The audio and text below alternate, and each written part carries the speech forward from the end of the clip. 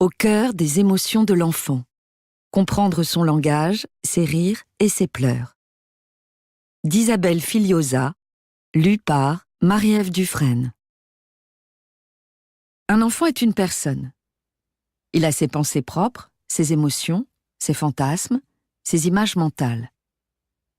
Les parents peuvent se trouver démunis devant l'intensité des affects d'un tout petit, tant ils sont à fleur de peau. Il suffit d'un rien, à l'œil des adultes, pour que le petit visage se crispe et que des sanglots éclatent. La plus légère frustration peut mener à une immense colère. Son cerveau en maturation ne fournit pas encore à l'enfant les outils mentaux qui lui permettront plus tard de maîtriser ses émois. Petit, il ne sait pas encore faire des hypothèses, des déductions logiques, se décentrer de son point de vue, prendre des distances ou se projeter dans le futur.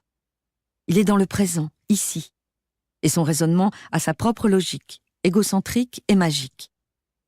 Sa pensée est dite pré-logique. Le petit enfant est prisonnier de l'immédiateté de sa réponse émotionnelle, sans médiation de la pensée pour relativiser les choses ou hiérarchiser les enjeux. Il est facilement envahi par ses affects et a donc besoin de nous pour l'aider à trouver la sortie. D'autre part, il cherche bien naturellement à donner sens à ce qu'il vit. Il le fait avec les moyens du bord.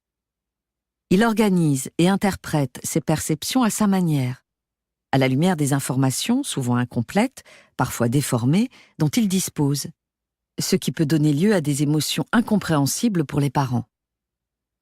Arnaud est agressif. Il fait de grosses colères pour des riens. Ses parents se sont séparés.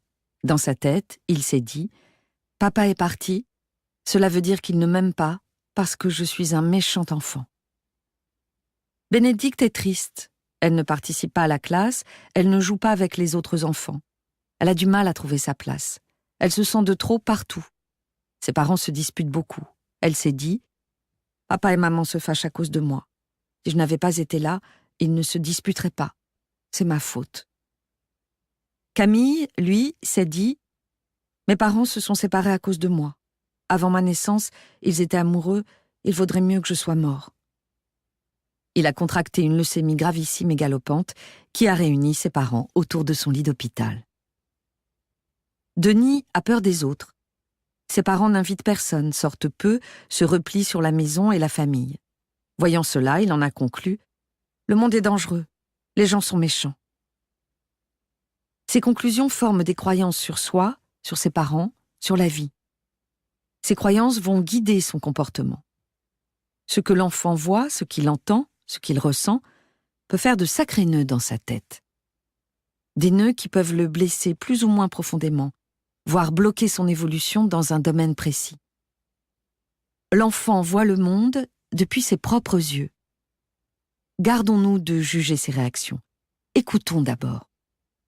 Cherchons à identifier ce qu'il vit, comment il associe les choses, ce qu'il ressent et ce qu'il se dit.